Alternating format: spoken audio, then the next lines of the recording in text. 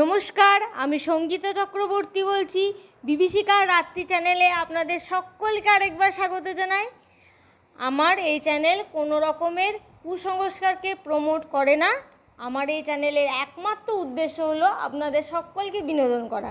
Please please please আমার এই চ্যানেলটি আপনারা সাবস্ক্রাইব করবেন, আমার পাশে থাকবেন। আর আপনাদের কাছে কোনো নতুন ঘটনা থাকলে আমার মেল আইডিতে লিখে পাঠাবেন। আমার মেল আইডি নিচে ডেসক্রিপশন বক্সে দেওয়া রয়েছে। চলুন বন্ধুরা, আজকের ঘটনাটির দিকে এগিয়ে যাওয়া যাক। আজকের ঘটনাটি পাঠিয়েছে প্রিয়স্মিতা। প্রিয়স্মিতা লিখে পাঠিয়েছে যে আমি ওড়িশা থেকে প্রিয়স্মিতা বলছি, তোমার চ্যানেলে ঘটনাটি লিখে পাঠালাম। এটা একটা সত্য ঘটনা, আমাদের জীবনে ঘটে যাওয়া। তোমার যদি ঘটনাটা ভালো লেগে থাকে তাহলে তুমি তোমার চ্যানেলে অবশ্যই শুনিও। ধন্যবাদ প্রিয়স্মিতা আমার চ্যানেলে এরকম একটা ঘটনা পাঠানোর জন্য। চলুন বন্ধুরা, শুরু করা যাক। বিভীষিকা রাত্রি মানেই হচ্ছে ভয় পাওয়ার রাত্রি। ভয় কিন্তু ঘটনা শুনে পেতেই হবে, এটা আমার চ্যানেলের একটা চ্যালেঞ্জ। যাই হোক, ঘটনায় যাওয়া যাক। প্রিয়স্মিতা লিখেছে যে এটা তার মামাবাড়ির একটা ঘটনা। আমি জায়গা আর মানে নামগুলো একটু ক্যারেক্টারের নামগুলো একটু মেনশন করতে পারলাম না, কারণ যেহেতু পারিবারিক ব্যাপার তাই জন্যে এগুলো একটু গোপনই থাক। বাকি ঘটনাটা তুমি পড়ে বলে দিও। সে বলে যে তার মামাবাড়িও উড়িষ্যাতে আর তার বাড়িও উড়িষ্যাতে। তার মামা নাকি ভীষণ বড় বিজনেসম্যান, তার মামার বিরাট বড় বড় হোটেল আছে এবং সেই হোটেলগুলো দেখাশোনা করে তার দাদা, তার মামার ছেলে। তার মামার ছেলের সব কিছুই ভালো, সে খুব ভালো বিজনেস করে, সে আমাদেরকে খুব ভালোবাসে দাদা ভাই। বাট তার ক্যারেক্টারটা একটু খারাপ ছিল। সে নাকি 6 মাস এই মেয়ে তো 2 মাস ওই মেয়ে, এরকম ধরনের তার ক্যারেক্টার ছিল। কোনো জায়গাতেই সে স্টেবল হয়ে টিকতো না কোনো রিলেশন। তা ঘটনাক্রমে হয় আমার দাদার বিয়ে হয়। হট করে আমরা শুনতে পাই যে দাদার নাকি বিয়ে ঠিক হয়েছে। তা বৌদি ভাই কিন্তু ভীষণ সুন্দর দেখতে ছিল। আর আমার দাদারা যেরকম মামাবাড়ির দাদা তোমাকে বললাম যে অত্যন্ত অবস্থা ভালো, তাদের মেয়ের বাড়িরও অবস্থা অত্যন্ত ভালো। একটাই মাত্র মেয়ে, খুব আদরের ছিল আর একটু অভিমানী টাইপের ছিল। যাই হোক, ঘটনাটা বলি, আসল ঘটনাটা। বিয়েটা খুব ভালোই চলছিল। বিয়ের ঠিক 6 মাস পরে দাদার মধ্যে পরিবর্তন আসতে থাকে আস্তে আস্তে। দাদা 3 দিন 4 দিন বাড়ি ফিরতো না। তারপরে দাদা যখন বাড়ি ফিরতো, বৌদি ভাইয়ের সঙ্গে খুব একটা ভালো ব্যবহার করতো না, কথাবার্তা বলতো না। বৌদি ভাই ভাবতো হয়তো কাজের প্রেশার রয়েছে, কারণ দাদাকে যখনই ফোন করতো বৌদি ভাই বা ঘর থেকে, তখন দাদা বলতো আমি খুব বিজি রয়েছি, আমি হোটেলের মধ্যে রয়েছি, আমার প্রচণ্ড কাজের চাপ, একা হাতে আমি সমস্ত কিছু সামলাতে পারছি না, তোমরা বারবার আমাকে ফোন করে কিন্তু বিরক্ত করো, এরকম ধরনের বলতো। তখন বৌদি ভাই ভাবছিল যে দাদা হয়তো কাজের বিশাল প্রেশার রয়েছে, যার জন্য এরকম ধরনের ব্যবহার করছে। আগে কোনোদিন এরকম ধরনের ব্যবহার করেনি। তারপরে বৌদি ভাইয়ের এক ফ্রেন্ড তাকে ফোন করে, বৌদি ভাইকে দিয়ে বলে যে জানিস তোর হাজব্যান্ডকে প্রায়ই একটা মেয়ের সঙ্গে হয় গাড়িতে দেখা যাচ্ছে, নালে তোদের 2-3টে হোটেল রয়েছে, সে হোটেলের মধ্যে কিন্তু তাদেরকে প্রায়ই দেখতে পাওয়া যাচ্ছে। তোর হাজব্যান্ড কিন্তু বেশিরভাগই টাইম ওর সাথে দেখা যাচ্ছে টাইম স্পেন্ড করতে। আমরা বেশ কয়েকবার দেখেছি, তারপরে তোকে জিনিসটা জানালাম, তুই একটু দেখ তো। তা বৌদি ভাইকে অনেকেই বন্ধুবান্ধবরা বিয়ের আগে বলেছিল যে আমার দাদা ভাইয়ের ক্যারেক্টারটা খুব একটা ভালো নয়। বৌদি ভাইয়ের বাবাও বারণ করেছিল বিয়েটা করতে, কারণ বৌদি ভাইয়ের বাবাও শুনেছিল জিনিসটা। বাট বৌদি ভাই জেদবশত বিয়েটা করেছিল। বাড়ির একমাত্র মেয়ে ছিল, বাবা মা তার মেয়ের এই আবদার ফেলে দিতে পারেনি, তাই যাই হোক বিয়ে দিতে বাধ্য হয়েছিল। তা সেদিন শুনে বৌদি ভাই বুঝতে পারেনি ব্যাপারটা। বৌদি ভাই ভেবেছিল যে সত্যিকারে কী যে হচ্ছে সে বুঝতে পারেনি। সে তার শ্বশুরকে বলে যে বাবা, আমার এক ফ্রেন্ড ফোন করেছিল, ফোন করে বলছিল যে তোমার ছেলে নাকি কয়েকদিন ধরে এরকম একটা মেয়ের সঙ্গে তাকে দেখতে পাওয়া যাচ্ছে। তার বাবা আমার মামা কিন্তু ভীষণ ভালো মানুষ ছিলেন, মামা মামি দুজনেই ভীষণ ভালো মানুষ ছিলেন। ছেলেকে প্রশ্রয় দেওয়া বা নিজের ছেলেকে বাঁচানো মানে আড়াল করে রাখবো এরকম কিন্তু তাদের মেন্টালিটি কোনো দিনই ছিল না। তার ছেলে আসা মাত্রই তারা বলে যে কিরে তোকে তুই কোথায় থাকছিস রাত বিরেত, তোকে কোনো তোর খোঁজ খবর পাওয়া যাচ্ছে না, ফোন করলে বলছিস কাজে বিজি থাকছিস। বলছে তুমি খবর নিয়ে দেখো আমি কাজেই বিজি থাকি অল টাইম। যাই হোক, কথাবার্তা বলে কিছু কাগজপত্র ছিল আর টাকা পয়সা ছিল, সেগুলো বার করে নিয়ে বেরিয়ে চলে যায় দাদা। তারপরে মানে আমার মামার যে হোটেলগুলো ছিল, দু একটা হোটেল মামার সাথে মামার ফ্রেন্ড মানে যৌথভাবে বিজনেসটা চালাতো আর কি। তাই তার ফ্রেন্ডকে মামা ফোন করে বলে হ্যাঁ রে, বলছি যে ইয়েতে হোটেলে কি খুব কাজের চাপ রয়েছে? তা মামার বন্ধু বলে তুই আর কি কাজের চাপ বুঝবি, তোর ছেলে তো অর্ধেক দিন আসেই না, যেদিনে আসে তার বান্ধবীর সাথে আসে, কিছুক্ষণ থাকে হোটেলে, তারপরে আবার চলে যায়। হোটেলের বিজনেসটা পুরোটা আমার ছেলেকে একাই সামলাতে হচ্ছে, কিছুই দেখে না। যখনই ফোন করা হয় তখনই বলে বউকে নিয়ে নাকি বাইরে রয়েছে। তা তুই, ওর তো নতুন সদ্য বিয়ে হয়েছে, 6 মাস হলো। তা আমার বলতে খারাপ লাগছে, বাট ওকে একটু বল যে একটু ঘোরাফেরা বন্ধ করে এবার কাজে মন দিতে। যাই হোক, মামা তখন আর বন্ধুকে কোনো কথা না বলে ফোনটা রেখে দেয়, আর সে বাড়িতে জানায় তার বৌমাকে যে তুমি তোমার বন্ধুকে ভালো করে খোঁজ নিতে বলো, মেয়েটিকে বা কি সম্পর্ক। আমি শুনতে পারলাম তোমার মানে যে তোমার বন্ধু সে তোমাকে ঠিক কথাই বলেছে, ও কিন্তু মানে হোটেলে যাচ্ছে না বা হোটেলের কোনো কাজই সামলাচ্ছে না, ও কারোর সাথে একটা যুক্ত থাকছে, অল টাইম কাউকে নিয়ে একটা বিজি থাকছে।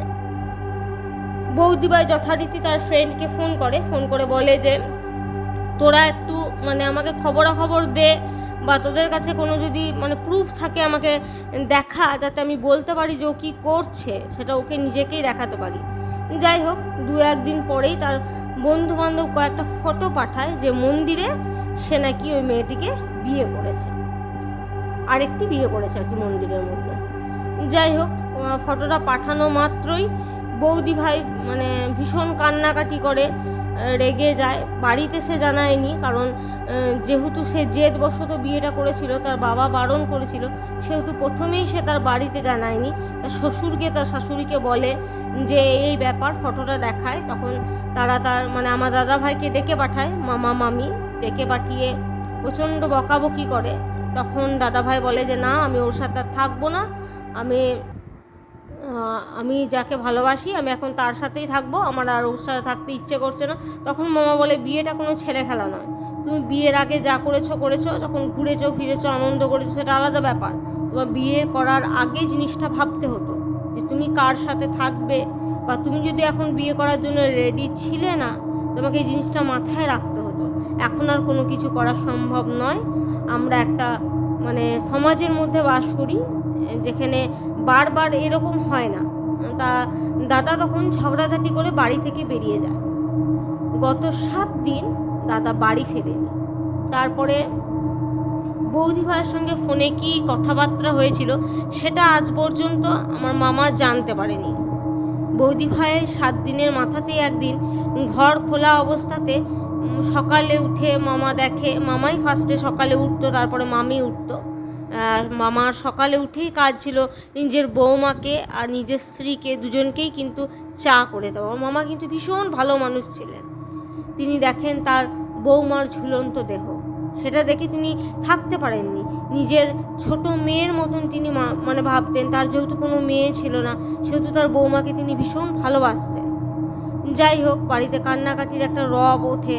আমরাও যাই, গিয়ে পরে দেখি বৌদি ভাইয়ের এই ঝুলন্তে দেহ। দাদা ভাই আসে, দাদা ভাই ভীষণ কান্নাকাটি করছিল। আমরা তখন জিনিসটা জানতামই না যে ভেতরে ভেতরে এসব চলছে। তার বাবা ভীষণ কান্নাকাটি করে।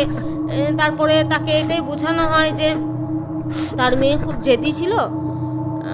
মানে আমার দাদা ভাই যেটা গল্পটা সাজিয়ে বলেছিল, আমার মামা এই ব্যাপারে কোনো কথাই বলেনি। আমার মামা চুপচাপ ছিল। মামা ভীষণ মন থেকে কষ্টও পেয়েছিল।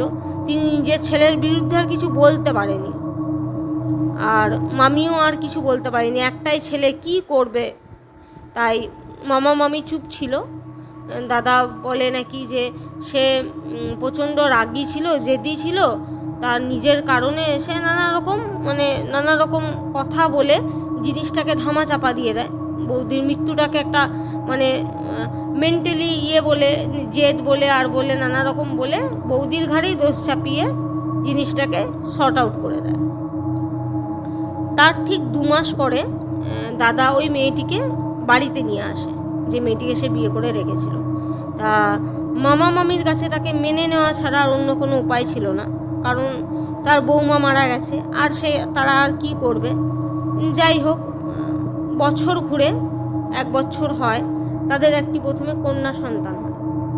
কন্যা সন্তান যখন ঘরে, তখন কিন্তু সমস্ত কিছু স্বাভাবিক ছিল, অস্বাভাবিক সেরকম কিছু বুঝতে পারত না। মাঝে মধ্যে হয়তো একটু আধটু মনে হতো যে ঘরের মধ্যে যেন কেউ রয়েছে, গা ছমছমানি এরকম জিনিসটা হতো, বাট বিরাট কোনো কিছু কিন্তু ঘটেনি। ঘটনাটা ঘটলো আমাদের যে সেকেন্ড বৌদি ভাই, যাকে দাদা বিয়ে করে নিয়ে এসেছিল আবার, তার যখন বাচ্চা হলো, বাচ্চা যখন 6 দিনের, ষষ্ঠী পুজো হয় 6 দিনে, সেই দিনকে দিনের বেলাতে বৌদি ভাই তখন 6 দিনের দিন একটু নখ কেটে চান করতে হয় হালকা করে। বৌদি ভাই তখন বাথরুমে চান করতে গেছে, বাচ্চাটাকে বিছানার মধ্যে শুইয়ে রেখে গেছে বালিশ দিয়ে। ঘুরে এসে দেখে বাচ্চাটা ঘাড় দমড়ানো মরে পড়ে আছে। মনে হচ্ছে এমন যেন কেউ ঘাড়টা মোছাড়ে তাকে মেরে ফেলেছে। ঘরে তো ভীষণ কান্নাকাটি হয়ে রই। বাড়িতে এরকম একটা ঘটনা কিছুদিন আগে ঘটে গেছে, বৌদি ভাই মারা গেল। তারপরে নতুন বৌদি ভাই এলো, তার একটা মাত্র বাড়ির একটাই মাত্র প্রথম সন্তান, বাড়ির মেয়ে হলো, সে মারা গেল। আর সবথেকে বড় কথা, মামার একটাও মেয়ে ছিল না, একটি মাত্র ছেলে ছিল বাড়ির, ওই একটাই প্রথম মেয়ে হয়েছে। 3 দিনের মাথাতে এইভাবে মারা গেল। মামা দুঃখ কষ্টটা ভেতরে ভেতরে নিতে পারেনি। মামা একদিন স্ট্রোক হয়, মামা স্বাভাবিকভাবেই মারা যায়, এমনি মারা যায় বাবা। তারপরে মামিমা কিছুদিন ছিল, বাট মামি ভেতরে ভেতরে মন থেকে এই যে নতুন বউটাকে বিয়ে করে নিয়ে এসেছিল তাকে মেনে নিতে পারেনি। তার হাতে রান্না বান্না এসব খেত না। তারপরে বাচ্চাটা মরে যাওয়ার পর থেকে সে যেন আরোই দেখতে পারতো না নতুন বউটিকে। তা সে তার ছেলেকে বলে যে আমাকে আশ্রমে দিয়ে আয়গা, আমি আশ্রমে থাকবো, আমি আর বাড়িতে থাকবো না, যে কটা দিন বেঁচে আছি আমি ওই আশ্রমেই এবার কাটাবো। তা মামি আশ্রম চলে যায়। তা যথারীতি বৌদির আবার একটা সন্তান হয়। সে সন্তানটিও ছিল কন্যা সন্তান। সন্তানটির 6 মাস হয়, জাস্ট অন্নপ্রাশন পেরিয়েছে এরকম একটা টাইম। বাচ্চাটাকে সোফার মধ্যে ওই ঠেস দিয়ে বস করিয়ে খাবার খাইয়ে বৌদি ভাই বাটিটা ধুতে গেছে। সেই সময়তে এসে পড়ে দেখে এই বাচ্চাটারও যেন মনে হচ্ছে ঘাড়টাকেও ঘুরিয়ে মেরে দিয়েছে। ঘাড়টা যেমন মানুষের সোজা দিকে থাকে, প্রত্যেকটা বাচ্চার ঘাড় উল্টো দিকে। কি বিভীষিকাময় দৃশ্য আমরা দেখেছি নিজের চোখে যখন এরকম ঘটনা ঘটেছে। বৌদি ভাই আছাড় পাছাড় দিয়ে কাঁদছে, আমরা সকলেই গিয়েছি। বাচ্চা ছেলে কিছুদিন আগে তার অন্নপ্রাশন গেল, আমরা সকলেই হই হই করলাম। আবার হঠাৎ করে 2-1 দিন পরেই এইভাবে অস্বাভাবিকভাবে আবার একটা মৃত্যু। সকলের ভেতরে একটা দোলা দিয়ে গিয়েছিল ব্যাপারটা। তারপরে আমার মা বলেছিল, যেহেতু ভাইপো হয়, মা বলেছিল যে গুরুদেবকে ডাক একবার, তারপরে দেখ কি ব্যাপারটা হচ্ছে বাড়িতে, এটা কোনো স্বাভাবিক ব্যাপার হচ্ছে না কিন্তু। যাই হোক, গুরুদেব আসে। গুরুদেব বলে যে আমার মেয়ে তন্ত্র সাধনা করে, সে তন্ত্র সাধনায় সিদ্ধ, তোমরা একবার তার সাথে কথা বলো। তা সে নাকি প্ল্যানচেট করতে পারে, প্ল্যানচেট করে সে সমস্ত আত্মাদের সাথে কথা বলতে পারে। আর পারে গুরুদেব বলেছিলেন যে তোমাদের বাড়িতে নিশ্চয়ই কোনো আত্মা রয়েছে। তিনি জানতেন যে তার দাদা ভাইয়ের আগে একটা বিয়ে হয়েছিল, আর তার বউ এরকম অস্বাভাবিকভাবে গলায় দড়ি দিয়ে হট করে একদিন মরে দিয়েছিল। তিনি বলেছিলেন যে এরকম আত্মা থাকলেও থাকতে পারে, তা তুই একবার আমার মেয়েকে দিয়ে জিনিসটা গুনিয়ে নে। ও প্ল্যানচেট করেও কিন্তু সমস্ত কিছু বলে দিত। যাই হোক, তারা তখন যখন তাদের দ্বিতীয় সন্তানটা মরে যায়, তখন তারা কিন্তু ওই বাড়িটা ছেড়ে দিয়েছে। বাড়িটা ছেড়ে দিয়ে ওরা ফ্ল্যাটে চলে এসেছে, মানে অন্য জায়গায় একটা ফ্ল্যাট ভাড়া নিয়ে আমার দাদা ভাই আর বৌদি উনি থাকতো।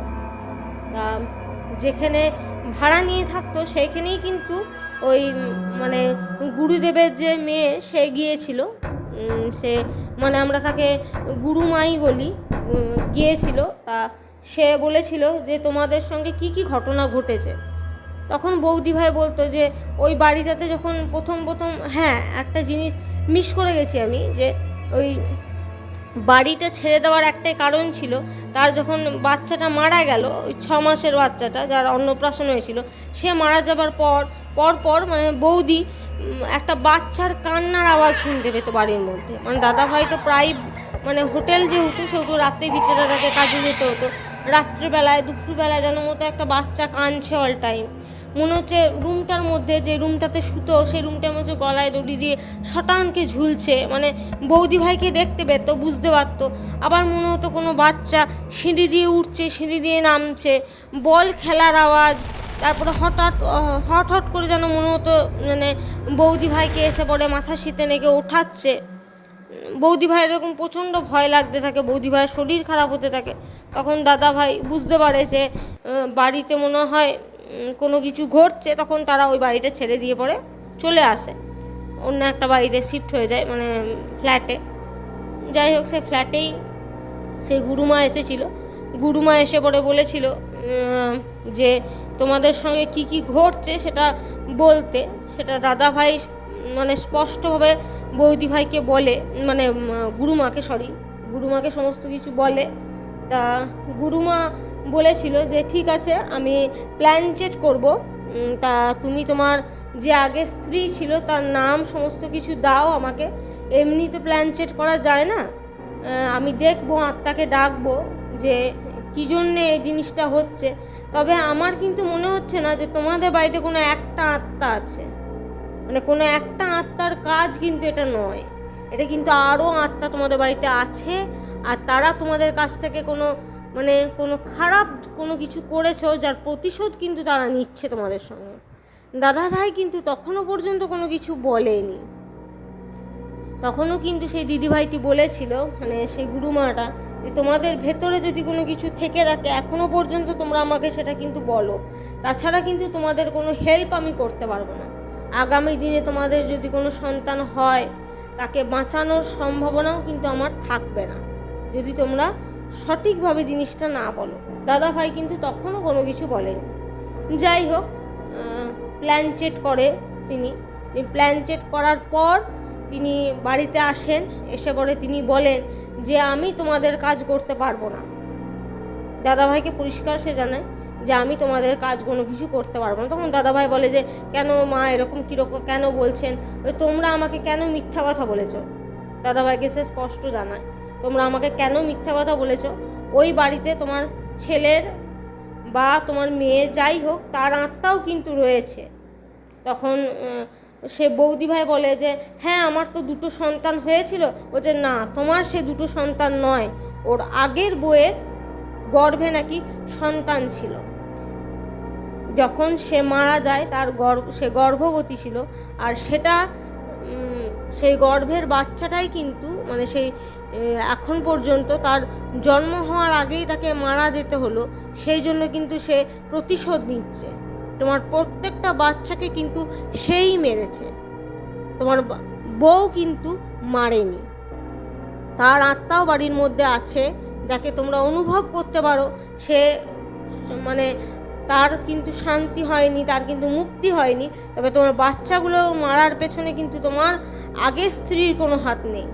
যা হয়েছে সেটা তোমার নিজের বাচ্চাই করেছে, যাকে তুমি মানে যে কারণেই হোক তার জন্ম হতে হয়নি আর কি। তখন দাদা ভাই বলে যে দোষটা আমারই, ও আমাকে 7 দিন আমি বাড়ি থেকে চলে গেছিলাম ঝগড়া করে, 7 দিন মতন বাড়িতে আসিনি। তারপরে ও আমাকে ফোন করেছিল, ও আমাকে ফোন করে জানায় যে ও প্রেগনেন্ট, আমাদের বাচ্চা হতে চলেছে, আমি যেন এই সমস্ত কিছু ভুলে যাই, এই সম্পর্ক যেটা এখন আমার সঙ্গে যার বিয়ে হয়েছে সমস্ত কিছু যেন ভুলে যায়, কারণ তাদের তো এখনও পর্যন্ত সেরকমভাবে কোনো কিছু শুরু হয়নি। আর প্রথম স্ত্রী থাকতে দ্বিতীয় স্ত্রীর কিন্তু কোনো মর্যাদা থাকে না। অতএব সে বলে যে সমস্ত কিছু ছেড়ে দিয়ে তুমি চলে আসো, আমরা সুখে একটা সংসার করব, আমাদের সন্তান আসতে চলেছে। বাট আমি তখন রাগের মাথায় বলেছিলাম তুই আর তোর সন্তান দুজনেই মর গাজা। ও একটু অভিমানী ছিল, তাই ও আমার কথাটা সিরিয়াসলি নিয়েছিল আর আমার ফোনটা কেটে সঙ্গে সঙ্গে গলায় দড়ি দিয়েছে, ও আত্মহত্যা করেছিল। আর ওর সাথেই আমার সে বাচ্চাটিও মারা যায়। তার এখনকার যে স্ত্রী যে বর্তমান স্ত্রী সেও কিন্তু এই ঘটনাটা জানতো না। সে শুধু জানতো যে তাদের কারণে তার স্ত্রী আত্মহত্যা করেছে, বাট সে যে গর্ভবতী ছিল এটা সে একদমই জানতো না। তখন গুরুমা বলেছিল যে ও কিন্তু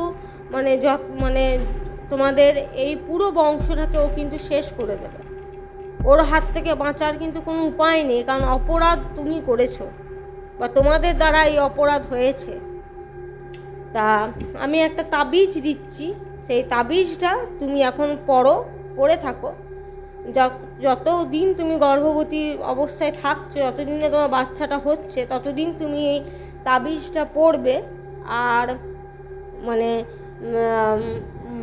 যখন তোমার বেবিটা হয়ে যাবে তারপরে এই তাবিজটা তুমি তাকে পরিয়ে দেবে। এই তাবিজটা যেন কোনো দিনও তোমার ছেলে বা মেয়ে যেই হোক সন্তানের শরীর থেকে যেন কোনোভাবে আলাদা না হয়, তাহলেই কিন্তু তাকে আর কিছুতেই বাঁচানো যাবে না। আমি জাস্ট এই তাবিজটা দিয়েই কিন্তু ওকে তোমাদের কাছ থেকে আলাদা রাখছি। আর তাকে বলে যে একটা উপায়, যে তাকে যাতে গর্ভাবস্থায় কোনো রকমের না করতে পারে তাকে, তাই জন্য তার স্ত্রীও যাতে আগের স্ত্রীও যাতে কোনো রকমের ক্ষতি না করতে পারে, তাই বলে যে প্রত্যেক মঙ্গলবার হনুমান যে মন্দির আছে সেই মন্দিরে গিয়ে পরে নারকেল চড়িয়ে আসতে, আর সেখান থেকে সিঁদুর নিয়ে আসতে, সেই সিঁদুর যেন সে ধারণ করে। যাই হোক, যেমন তাকে বলেছিল সেরকম বৌদিভাই করেছিল। তার পুত্র সন্তান হয় আবার একটা। তা সে পুত্র সন্তানটি বড় অনেক দিন পর্যন্তই তাবিজটা পড়েছিল। তারপর যখন সে একটু বড় হয়, স্কুলে যেতে শিখলো, স্কুলে যাওয়া শুরু করলো, তখনকার ঘটনা। তা স্কুলে একদিন গেছে, একদিন তাদের স্কুল থেকে ম্যাম জানিয়েছে যে গলার মধ্যে কোনো, ইংলিশ মিডিয়াম স্কুল, গলার মধ্যে কোনো মাদুলি বা কোনো কিছু পরে আসা যাবে না। কয়েকবারই কিন্তু সে জানিয়েছে, বাট আমার বৌদি ভাই জিনিসটাকে ভেবেছে যে যদি বলি ওরা যদি না বিশ্বাস করে, তাই জন্য কোনো কিছু বলেনি। স্কুলে কোনো কিছু জানায়নি যে না এটা ওর জন্য জরুরি, ওকে পড়তে হবে, এরকম কোনো কিছু স্কুলে জানিয়ে আসেনি। সে ভেবেছিল যে স্কুল থেকে তো এসব জিনিসগুলো মেনে নেবে না, তাই জামার ভেতরে লুকিয়ে পড়িয়ে দিত আর কি। যাই হোক, ম্যাম আবার একদিন চেক করে, তখন দেখে যে মাদুলিটা রয়েছে, তখন ম্যাম নিজেই খুলে ওটা ফেলে দেয়। ম্যাম নিজেও জানতো না, ম্যামের পক্ষে জানা এটা সম্ভব নয়, যদি বাড়ি থেকে না জানায় যে এটা ওর, এটাও বলতে পারতো বৌদিভাই যে এটা শরীরের জন্য ভীষণ দরকার, বাট কোনো কিছুই বৌদিভাই স্কুলে ইনফর্ম করেনি। সেদিনকে ভাই স্কুল থেকে বাড়ি ফিরছে, আর স্কুলের যে গাড়িতে করে বাড়ি ফিরতো, গাড়ির যে খালাসি ছিল সে প্রত্যেক দিন ভাইকে সবাই ড্রপ করে যাওয়ার পর ভাইকে স্পেশালি তার জন্য টাকা দিত আমার দাদা, স্পেশালি একদম ফ্ল্যাটের ওপরে বাড়ি পর্যন্ত পৌঁছে দিয়ে আসতো। আবার যে স্কুল যাবার সময় তো ওপরে গিয়ে পরে ভাইকে নিয়ে আসতো, আবার স্কুল শেষ হলে ভাইকে দিয়ে আসতো, এটা ওর একটা ডিউটি ছিল। প্রত্যেকটা বাচ্চাকে নামানোর পরে যখন ভাইয়ের সিটে গেল, তখন দেখলো ভাইয়ের ঘাটটা দমড়ানো অবস্থায় ভাই পড়ে আছে, ভাইয়ের ঘাটটা উল্টো দিকে আর বডিটা উল্টো দিকে। ও ভীষণ ভয় পেয়ে যায়, বাচ্চাটাকে কোলে তুলে নিয়ে সঙ্গে সঙ্গে ছুটে বৌদি ভাইয়ের কাছে যায়, ফ্ল্যাটে যায়, বৌদি ভাইকে বলে যে এক্ষুনি ডাক্তার ডাকুন, ও গাড়ির মধ্যে এরকম অবস্থায় পড়েছিল। তা বৌদিভাই দেখে, ভীষণ কান্নাকাটি করে, মানে এই বাচ্চাটার তার আর রইল না। তারপরে স্কুল থেকে জানতে পারে যে মানে গলায় এটা পড়েছিল, তার ম্যাডাম নাকি খুলে ফেলে দিয়েছে। দাদা বৌদিভাইকে ভীষণ বকাবকি করে, বলে যখন স্কুল থেকে এতবার রিপোর্ট পাঠিয়েছে তখন তোমার একবার বলা উচিত ছিল। বাট যাই হোক, ঘটনা তো ঘটারই, যেটা নিয়তি লিখেছে সেটা হবেই। এরপর থেকে বৌদি ভাই কিন্তু আর মেন্টাল স্টেবেলে নেই, তাদের কোনো আর বাচ্চাও হয়নি, আর মানে তার আর মেন্টাল এরকম স্টেবেলও নেই যে কোনো বাচ্চা অ্যাডপ্ট করে তাকে মানুষ করবে বা কোনো কিছু। বৌদি ভাই প্রায় পাগলের মতনই হয়ে গেছে, তাকে অনেক ডাক্তার দেখানো হয়েছে, অনেক জায়গাতে অনেক মানে আর কি এমনি চিকিৎসাও করা হয়েছে, যাতে মানে সে এই জিনিসগুলো কাটিয়ে উঠতে পারে, বাট কোনোতেই কোনো কাজ হয়নি। বৌদি ভাই এখনও পর্যন্ত সে পাগলের মতনই আচরণ করে।